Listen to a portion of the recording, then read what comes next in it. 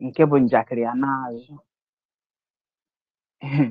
ị na-enenezikwa onye gị na ya na-achụ nta ọ bụrụzikwa gị maka o ji ashine ndị be anyị ekene m unu a sị unu ndewo na mgbede a sọsọ na solid 100.9 FM isi anụ unu ọ nọ na mba ejelu mba ozi ọ dị na 10B Savage Crescent n'ihu ji n'Enugu ozi eji ọfọ na-ekwu okwu a adanọfija ji eme ọnụ ada ọ na-abịa ịfụrụ ọchị eze ego gị niile a na-awụchi adị m ezu ori adị m ama aka kama eji m ọchị eze anata unu ife unu ji ya ka unu si wee nọdụ ndị be anyị na-agakwa ama m na ọ na-aga wee bụrụ na ọ na-adịzi ndị nne na nna ọsịsọ ka nwafa gụchaa secondary school na the age of 15 and 16 amarọ m ebe achịnya bụ ọsọ eje amarọ m ma na m echi ọsọ eje n'ụlọ ụka fada na n'echi nwee dị m ike ịkọwa abada aba ndị nne na nna o ji ya bụ na nwatakịrị aya ha agụcha 6 onye ghara ya agụcha play class atụtụrụ ya gwe na primary 1 ị ka na-ekwu na ọkụkọ nwere ọnụ wechiri ọkpa na abọ wunye onye ha agụchado primary 6 esi na 5 wụọ ya onwe lọtrị ọbanye wom na GSS 1 ụfọdụ agụọ GSS 1 gụọ GSS 2 esi from GSS 2 wụọrọ onwe ha nwa jọmpụ dee junior WAEC magara onwe ha na SS1 shiashiwa ị ka na-ekwu na ọ rigoro SS1 na ama ihe ọ bụrụkwa na let me shock you ọ bụrụkwa na ọ na-eji ije anụnwa awụba from one class to another na ọnya bụ na ọ magwo ihe o the worst of it all is that na onwekwe ihe ya bụ nwa na-ama half the time ọ na-ekwukwu na-asọkwu na-emegheri uru ị na-awụ nda chirikweri o nwa ka ịdị klaasị ị na-asị gị na ọ nọ kịta anụnwa SS2 ụfọdụ ru ha anụ si from primary GSS3 GSS2 ha wụba na SS1 ọkwadịa esi from SS1 gụọ SS2 gụkwasị ya SS3 ana ụfọdụ ara agụdo rere SS3 you know agụcha ha SS2 esi na SS2 dee WAEC nwom ọpa apparently etiri ya na skuulu mekiri sense ọ na-arịgo na ọkụ ya na-achị ọnwụ ya na-enwu ndo ya na-acha onye aziama ndị bụ ọgbụ ya don't get it twisted o nwekwezi ike ịmazi ndị bụ ọgbụ ya a na-akpa nkata ọ na-enjoy senior joke kọbazikwe ite na asị ọ na-enjoy senior joke echefuo na ọ nwata ka ọ bụ chefuo na ezigbote ụmụazị ndị nne na nna na-akpa nkata nwatakịrị anọrọ na-ajacha eze ọnwụ na-emegheri ihe ọma nri ọma esi efere ọma asa ụlọ ọma aza ọ bụrụ sọsọ agụmakwụkwọ bụ ebe nne na nna ya filere eji ya bụ mmadụ ha na-atụ nwa ha double promotion with reckless abandon ị na-awọnda ebe dị ka achị ọsọ anụnwa eje onweghị ebe achị ọsọ ahụ eje or indiscipline man humanity to man amakwa m otu ọzọ m na-esi wee classify nya bụ ihe kama na nya bụ ihe akarịgokwenu biki afọ ọnya ka m na-akpa n'ugbede a wee sio na ndị gọọmenti Naijiria ekwugo sị efuru ihe na-eme na onwe ezigbo ike work efuru from hence na ha yaziekwe anybody isi kpakọrọ ọnụ na Naijiria ịhapụ any child ọfụta nnọọ sị na ọ na-ede WAEC ma ọ na ọ na-ede JAMB from SS2 or ọsọkwa ya anya bụ na ị nọ SS1 but kama na ihe eruriri 18 years before ha ekweghị sit here for WAEC and NECO ọnya bụ the koko now akụkọ gwazikwe ndị ya dị unu they will not allow you sit for WASSCE, WAEC, NECO. O nwere ike ọ bụrụ na ha ekwe na external but the WAEC that I know will not even accept anything other than na enenel age gị ọ bụrụ na ị gbara 18 years o ruwekwe mgbe ndị parents ya eje forgewa date of birth Come on, NIN, chukwu akpọgbu n'ọkụ. NIN has come to stay, indeed. And onye rụ ụka ọfụ n'anya, ofu mkpụrụ ihe ichenjiri na NIN, ị na ma na ego n'ọgwụ. So ichenji ofu mkpụrụ ihe na NIN, ịkọwawa ozugbo, aha na-achịkwanụ. That's what is going to start happening in no time. Ndị wee bụrụ ụka, bụrụ inu, maka na agbaghị ụzọ Owerri mgbe ọ naghị echi. Outrage as federal government pegs age for writing WAEC in Nigeria. Mgbe na-adịghị anya ndị NECO amalitekwe nke ha. I hope you know. Yes. Mgbe na-adịghị anya ndị NECO amalitekwe nke ha. But WASSCE is WASSCE, West African Examinations Secondary Council Examination.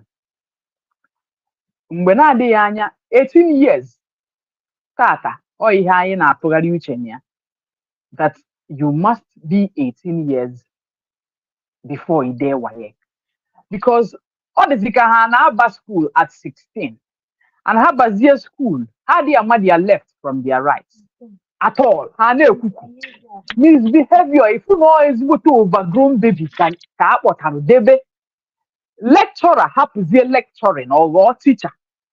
Ị na-eti nwatakịrị ihe ka ekugbuo ya because onwe ihe ọ ghọtara, opeka ọ da aghọtada anything. You would repeat yourself like a broken drum before they can sink in some lectures. Then izizi ozi dị outside their terrain, ha ezuzu nyuzi ọkụ ọfụma because they don't even understand the thing that you're saying. Why? Because okoro eto were wara ogodo. Breeze jefere ofere okoro ma ogodo ya. Which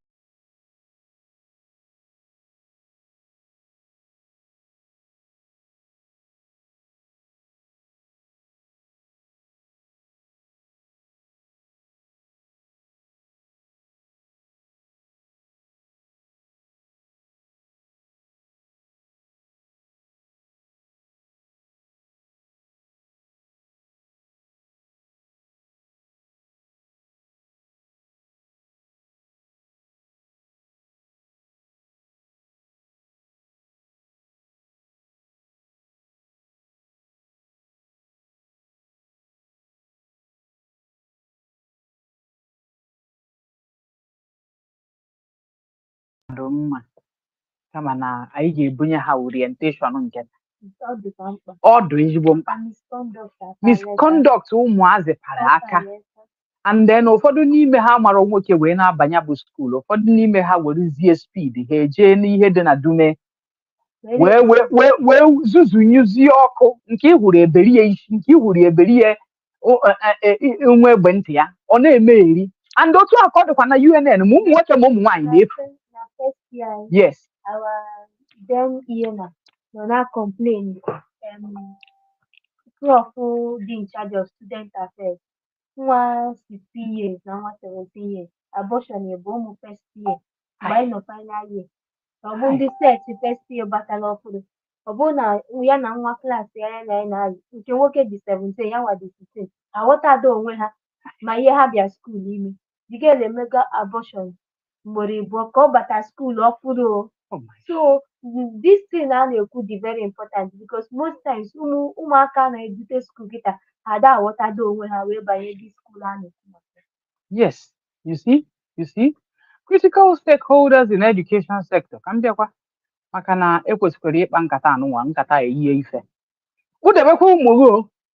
Onye ọbụla na-ene m anya abụọkwa ihe eji achị ọchịta adị na kpụdebe ụmụ gị, ndị ụmụchi ka na-eto eto, ụmụazị nka na-eto eto, ma ndị na-dere WAEC, ma ndị ka na-achọ ide ma ndị chọrọ ịba skuul, ma ndị nne na nna m filere nọ from SS2 wom ede WAEC dee JAMB ha na-aṅụkwa na hey, nwa m pasịrị WAEC, nwa m pasịrị JAMB. You will not know that you're not doing that child a favor. Ọtụka ya agụghọ primary 6. Immediately I was in GS1. My mother returned me. In fact, demonstration returned me back to primary 6 to go and finish primary 6. Even while going to demonstration na GS1, they had to send me back. I went to write the primary 6 exam and then return back. And yes, Onya ka nji wee nweta nwo first school living certificate. Onye doka mma ya akona m no wa. My dad also insisted maka mụ achịrị ọnwụ na m na-ede na 5 Ehe. na ka nsọ ndị ibe m dị. Daddy ma sị kwụọ ụgwọ lesson sị ka m ga-enwe lesson. Mgbe a na-edezi common entrance that day, ịga ntị agwara dị m.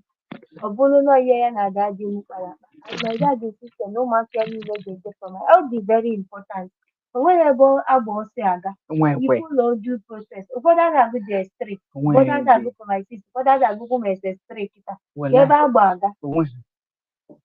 Ihe ahụ bụ I don't know what it is. I don't even know ihe m ga-akpụ ya. Enweghị ebe a na-aga.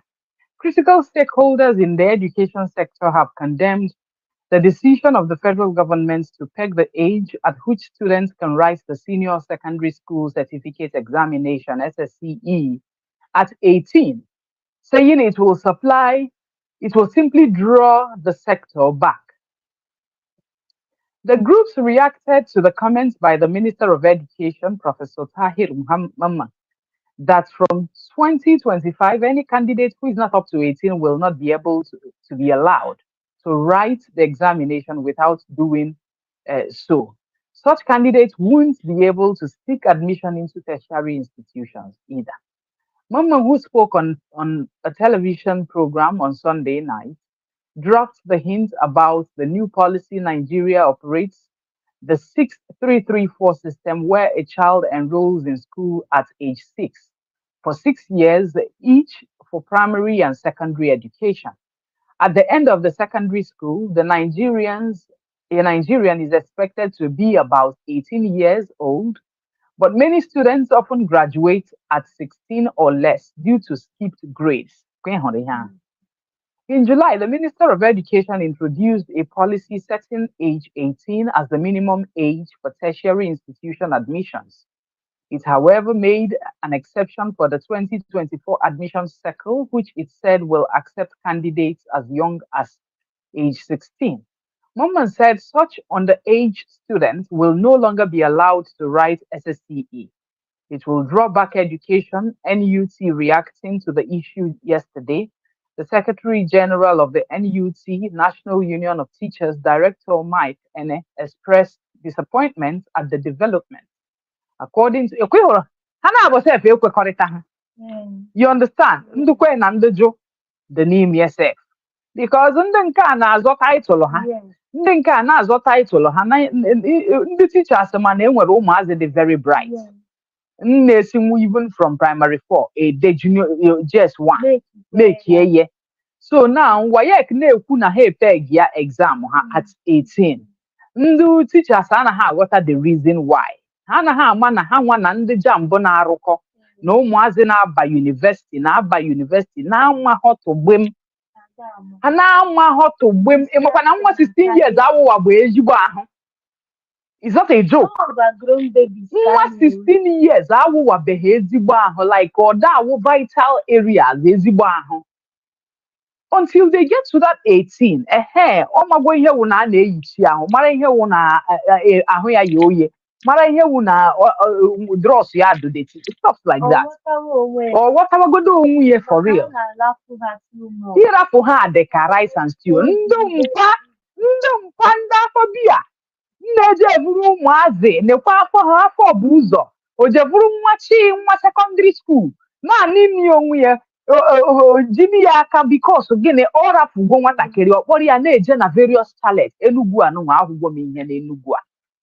Ahụgwọ m arụ n'Enugu a ekene dịrị Chukwu ere a eshiti kpọọ Crown Guest House. Ahụgwọ m ihe n'Enugu a ọkwa ị hụrụ Chineke nnabakwara ekwensu mba o. The things that people do in this town all the heavy, to say the least, all the very heavy.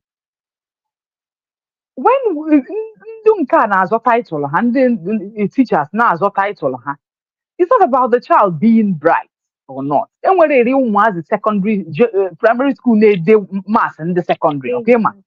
Nwee ụmụazị secondary school na-ede statistics ndị university, okay ma? Mana passing sense awụghụ passing sense. Allow your child to grow. Passing sense 2 years they go school. About for crèche or no from nursery 1. Ịmakwa ihe na-agwa gị Passing safe. How passing sense? Jide nwa m ka ha na-agwa m na o kweghị ede ihe. Anyị na ya nene nke ahụ na o kweghị ede ihe. But when ihu ebe jide nna na-ekwu okwu, ị ga-ama na oke ọha bịara. I'm telling you. Ị ga-ama na okenye bịara. You understand? He's very smart and very articulate and speaks ezigbote ma ọ ka adị m asụ oyibo. He speaks well and he hears Igbo. Ị na-asụ Igbo ọ na-azachara gị n'oyibo. Ị na-asụ Igbo ọ na-azachakwara gị n'oyibo. Isi ngwa sụọ Igbo ọsọ ọkọtụrụ ya join nụọ ya. Because na ka anyị na-asụ a na-ama nọ all the time n'ụlọ. So nwa Saturday na Sundays ahụ Igbo ka anyị ga-asụ. Right? O jie from Monday to Friday na school ka ọ nọ. Mgbe m ji agbasa ebe anụnwa o 7 nderi before na narụ ike agwụgwọ ụmụazị because ha dị mee school ha eme lesson na ụmụazị. So a na-abattle nọ na okweghị ede ihe na okweghị ede ihe na ha na-ayọgodu biko ya jidekwenụ nke wu pen because ọ sị ha no o meniri ijidete pen ahịa ahụ. Those are the things ekwesịghị jump na this age now. A child needs to repeat a class for just not being able to hold that. You know, mana aya na-amụ ya jump filuo nọ ka o wee duru the child na mma. Ị na-egbu the child egbu because those basics the child kwesịrị inweta na play class. So ihe ha ji amụ anything bụ tab. Ihe anụnwa kịta anụnwa jide nna nwunye tab a before ngote ọzọ nye that one as ihe dị smaller nke dị more matured. Those egwu aha, those ABCD, those 1 2 3, those things ha na sink na their head. So now practical ka ọ fọrọ. I practicalize ya. Ọ bụrụ na ị bụrụ a parent ọ dị ọsịsọ, i jiri maka na nwata a na-edeji asụ mkpokpo oyibo. I jiri maka na the child dị very articulate. I jiri maka na the child dị smart. I jiri maka na the child dey pay attention to his environment because Jidenna na-pay serious attention to his environment. O nwere ike ọnụ ha noise or say, mommy, what was that? What noise was that? Ka m fugodu ojenyo ọ bụrụ na ọ fụghọ ihe ahụ ọ na-ekwu maka ya. Or say, mommy, you know what? Nọdụgodo ebe a, stay here, I'm coming. Like, yes, oje nene ihe na-eme the noise n'azụ say, oh, mommy, ọkwa it's one carpenter like that. I'm telling you. So ijiri maka ya feel no the articulate and no me ekwu okwu ọfụma. I chefuo na the basic of ijide pen no Maria. Now the teachers are going to struggle. Ọgụ as nne as nna kwesịrị inyere ndị teacher aka I struggle at that particular ide ihe strategy. Ha na-ayọgodu m biko ka o kweregodu ijidegodu pen. Yeah, dene, but ya kwetegodu jidegodu the pen because all the while ihe ọ na-eji wụ tab. So now ọbagoni practical ide ihe. Ihe anyị rụrụ na this particular holiday 1 month akpa wụ ijide pen. Ọ ihe m rụrụ na 1 month jide nna ịnọ na holiday. He didn't have any one holiday. O nwere lesson every 1 hour every day. Ma Saturday ma Sunday. Abachara m mba nke nya na ha eme. So just to hold the pen. Yakawa jaga jaga, no problem. Yakawa de jaga jaga. So ya jidekere the pen. Now, over back to school, on about KG2. Now the teachers are they go to happy. Now age they won't the thing. And a struggle say the thing. Now, nobody only kumakia. Or about the children being bright or not being bright.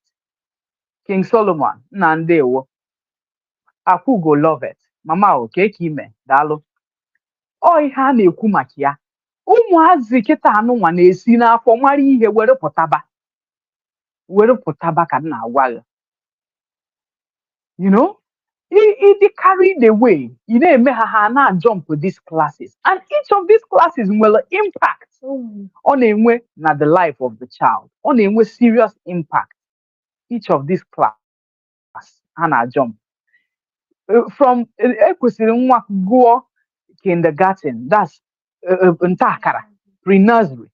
From pre-nursery, ọba nursery 1. From nursery 1, ọba nursery 2. From nursery 2, ọba nursery 3. Akwima, e were share ba from nursery 3 wee ba primary 1. Yes, aba primary 1 e wee gụrụ ya wee gụcha primary school. Now, these small basics of these 3 4 years, 4 years, iche na ọ na-egbu gị oge na a na-ewest oge. Kedu ihe eji egbu ịdị oge ahụ wee na-akwụ ụgwọ akwụkwọ ha ruru otu ahụ? Ụgwọ akwụkwọ jide nna 200,000 naira next month. Eh? 190 something next month. Sọsọ school bus n'onwe ya bụ 80,000 naira. Sọsọ school bus. Ka i wee na-aghọta ihe a na-agwa gị. Iche na education dị expensive, try ikene ignorance. Yes, ka i wee kweta na ihe otu kwuru. Lilian Okechukwu, nne ndewo, ka i wee ghọta ihe ụbọchị nyere. Iche na ọ ntụfu ego, ị mara na ihe ha emenwu ya ma a hafụrụ gị na nwa ahụ. That's 3 months. Ime emenwu ihe dọ na ya. Isi na play class a baa na GSS 1, ụfọdụ na-esi from primary 4 allow their children to write exam or GS1. All is very wrong. Very, very wrong, because a lot of people are not even able to travel abroad today because their children want her first school leaving certificate, which is the only thing that can be accepted n'obodo oyibo for a child to progress as a nwa gugoro primary school. You know? Then you see from junior GSS 1 or wubarani and they call wuba. Or go GS1, go GS2, na-eshi akwụkwọ ebe ahụ mee ihe tụọ ya ka iche. Ọ ya ha agụ GSS 3. Nwom na SS1, ma o decha ha anụ from GS2 or try ha anụ junior WAEC exam, filuo na unu filuru na ọ pasigo. Half the time ha na pass, maka ha dị smart. Ọba ha SS1. Unu ahapụ ha agụọ SS1 and SS2. Unu emekwa ha another ịtụ iche. Wom ode WAEC. Ka ọ na-ede WAEC ka ị na-agbara ya neko, na-ede neko. Ụfọdụ sef na-ebu ụzọ dee GCE. Si na GCE dee WAEC dee neko. Then the child agaghị ede aje gụọ SS3. Then unu esi from SS2 tụọ ya iche o wee dee JAMB. You know, so the child on SS2 may WAEC, may NECO, or may JAMB, hancha ni no pass gbadoro hancha. Una ngoria ewo ololole unu mụrụ nwa ọhụụ. Una ha ma na ọ bụghị ndụ. At all. Ọ bazie na university ọ na-akpọkwugheri, na-emegheri uru. Ụfọdụ ka na-anyụ mamịrị n'ute at age 15. Do you know that? Yes. Ụfọdụ ka na-anyụ mamịrị n'ute at age 15, 16, 17. She's not even up to 18, man. On the final year. For real? Yes, on her birthday. Una anọrọ ya ụmụ unu. Una anụ wie? 18, man. On the final year. Just look at that. The level of Iwe hụ ihe ha na-ekwu maka ya. Decadence a na-ekwu maka ya ụkwara ilo. Don't joke with this particular kind of program. Please spread the message to people. Let them be informed. You're not doing a child a favor. Into the child iche from like not allowing the child progress responsibly. It was progress. It's just to not to the child iche because you're just deceiving yourself. People ụmụaka n'ebe a, their decisions otu ha si eme ga-agwa gị na ndị etogo na ndị etogo. Of course. So the process ekwesịghị ịdị na-avoid ya because nwa dị 18 years banye school na onye 14 ama mme the same mistake. Ọ bụghị ọcha. Ama mme the same mistake because ndị niile nọ na school kịta bụcha most o fere anyị bata na klaasị ịfụ ndị dị 18 and above. So from 16 a na-eme mistakes a na-akarị. Tichapụ nkata okwu ike agwụ ya. I na-eteki division so ha na-aghọtara dị. Like life division dị mistake. Obele nwa omee ya without knowing omee the mistake like that. So that is very important. Na anyị follow this process. Obe onye ọsọ ruru. Onye ije na-eru ebe ahụ. I hope people know what we're saying. ebe onye ọsọ ruru ka onye ije na-eru. It doesn't matter. Enwere mgbe m na-agụ secondary, enwere some guys na-agụ akwụkwọ, na-azụ ahịa, ụmụ boy, they were in our class. In fact, we were ihugodu ndị nọ na klaasị anyị, trust ọnụ n'ugwu Awụsa ka e nwere ezigbo nri, so nke ị hụrụ oto ezigbo ogologo, ị gaghị ama na overgrown baby. I was ripe at age 13. Mụnwa nwa Ejiofọ yiri size 14 as a first size. I was big, I was ripe, and I was only 13 years. Onye aka ọkwa bịara ịnụ m at age 13, agwa ya na onye anụnwa dị 13 years. Ọgbanawa. O si for real, asị ya na onye ahụ otu asị o si mba na onye a aka peka, but no like kwara na onye anụnwa. Asị ya mba, like na nna bịa naba. You understand? Otu ahụ ka ị ga-esi wee hụ ụmụazị dị overgrown.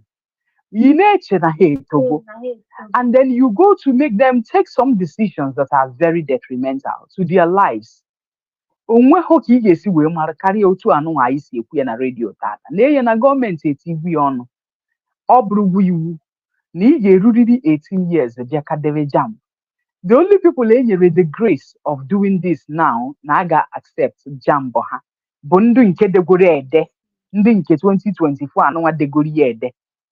But subsequently, furthermore, idegwodie na 16 ịnọ ọhụụ ana, o ruo 18 idegharịa.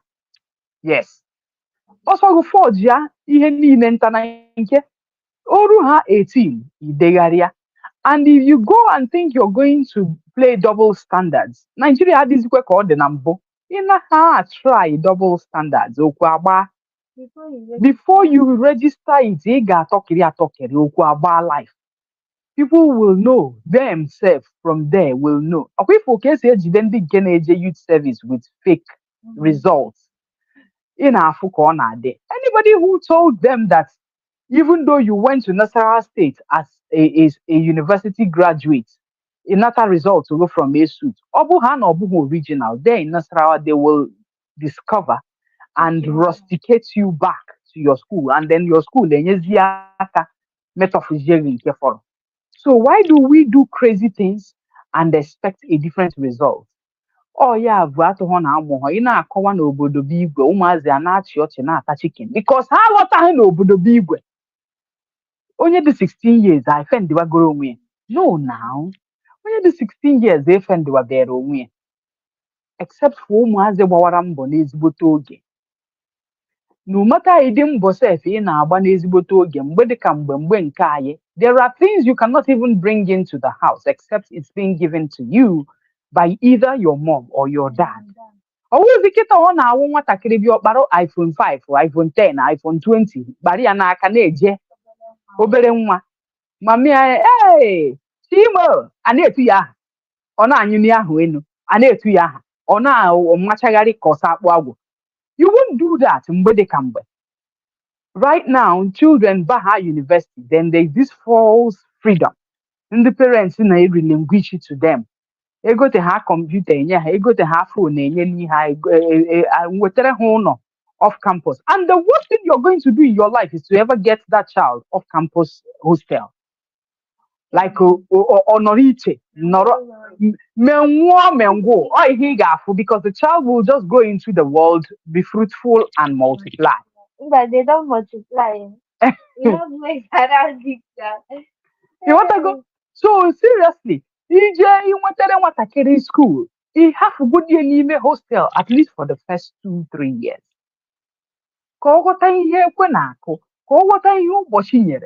That freedom had a new master outside the campuses.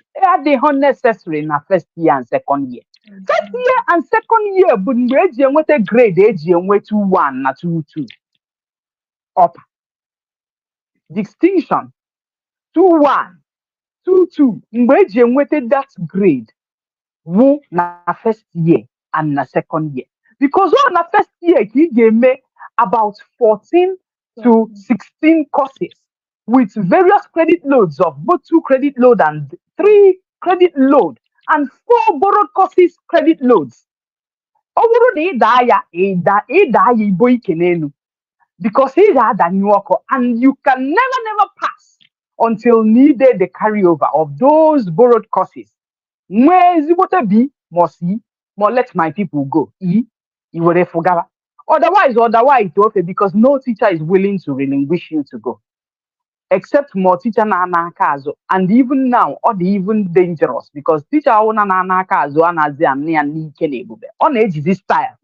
Where near because ndị na-achọghị ụka students na-achọghị teacher ibe gị na-achọghị lecturer ibe gị na-achọghị provost unu na-achọghị school na-achọghị NUSUG na-achọghị just name them. Ndị si otu ata debere gị aka na-echeghị ka ịdị anyị na bribe ahụ na-echeghị ụmụasa chọrọ ịlị ọgụ na bed ha ka ha wee tigbuo oru ka i wee nye ha mark na kwuo achọghị because ka ị na-eje na dume ya ha ama na enwere kamera esetịarị gị ọ na-evidiyo gị maka ndị lecturers na-ekwechiri n'ije na dume before ị pass ya nwa mmadụ ịma na ọ pasịrị apas ọ bụkwa ndị ya wuwu because enwere ndị ya wuwu na-eje kparajam ihe ha jetechakwara ha evurie nata ha na-achọzi onye na-apasị ha. Those are not the people we're talking about. Ekene come Namo. Kenem, how are you? Ndewo, thanks for joining.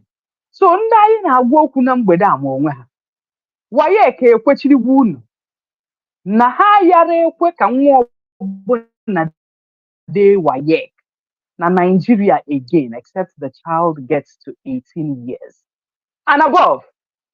Only 17 years point 59. He or she is not going to write. The the child must get to 18 years. And then parents, if you think you're going to go and drive and play double standards and go and put your children na schools within interior villages because no interior places, Gunfil, Rana Pass, WAEC and NECO, you need to think again because Corona Pass here can see the results. No biocha. Because hard work. Corona Pass here can see the results. All those people who are on a WAEC, Makwaneba have a special center. Marakwa na idimba na agba ebe ahụ karịrị ude. So he sees the results. So the earlier we all wake up, train the children appropriately, we not jump within the children from play class, kindergarten, okwesiri go nursery 1, nursery 2, and nursery 3 before they proceed to primary 1. 4 years, kamata kiri kwesiri no nantakara. Oba primary 1, onoya 6 years. Before proceed here to GSS1. Or proceed here to GSS1 or at 3 years before senior junior WAEC ba senior WAEC. Or at 3 years also before senior senior WAEC where pota as onye gochara secondary. O baho will chaya either 4, either 5, either 6, either 7, depending on the course. Matakiri na achime na mahadu. He have with the processes madijere. Je chayari. Enwere ndị na-enwe 2 degrees. When ndị na-eme diploma debie n'akụkụ wee banye another degree wee mebie you know Jennifer mechekwa ye. Why the race? Why the run? Gịnị ka a na-achụ? Gịnị ka a na-achụ? Kedu ihe ị na-achụ biko nụ? Enwere ihe ọbụla a na-achụ biko unu ejizi n'ọsọ agbaje n'ụlọ ụka ụkọchukwu na ha na-echi ọ nọ ogwiri. And the Munu Gari Icho ebe nwatakịrị ye de WAEC because na nwa gị dị 16 years old and not able to write WAEC or NECO because it's been prohibited by Nigerian government, not really 18, then maybe a choice double standard by reducing or changing your NIN or changing your date of birth or changing your year of entrance in the school in Okwahoana. Now, not one cookie because you're not getting away with it. Ibani, a word is enough for the wise. Emarihe, Emariata. Emahihe, Juana Nako, Kuzieri case Amaihe, because Emaihe, Diche, Aguma, Diche, common sense, had no common, I did gear after. So, Yabizina, your say sobun. Let the children breathe. Hakwume. Hapo haka hagwa akwụkwọ in the pace that they ought to go. Ka hapụtakwanụ dị sensible. Ọ bụrụ nwata nọdụ na university, ọ na-ekwukwu ya na-emegheri. Ọ marodo left from right ya maka gịnị. Ọ dị enwecha onwe ya. Ibe anyị ekenekwa m unu. Ị na-egekwa na abịala gịkwa Tuesdays na Wednesdays ọbụla ma ọkụ elekere 5 ruo elekere 6. Because Wednesday ọkụ elekere 4 anyị ebido ruo mgbe ọ kụrụ elekere ise mụ na Nzube Chukwu na ebe anyị unu Nzube kene ndị be anyị ka anyị rapụ unu n'aka UCDMC ka ọ bịa gụọla unu The Globe at 6 afọ m ka bụ Ozie Eji of Ada na Ọfịja ji eme ọnụ Ada ọ na-abịa fụrụ ọchị ezi ego ga na-awụchi udo dịrị ndị be anyị ekene m unu daalụnụ maka isonyela anyị na mgbede a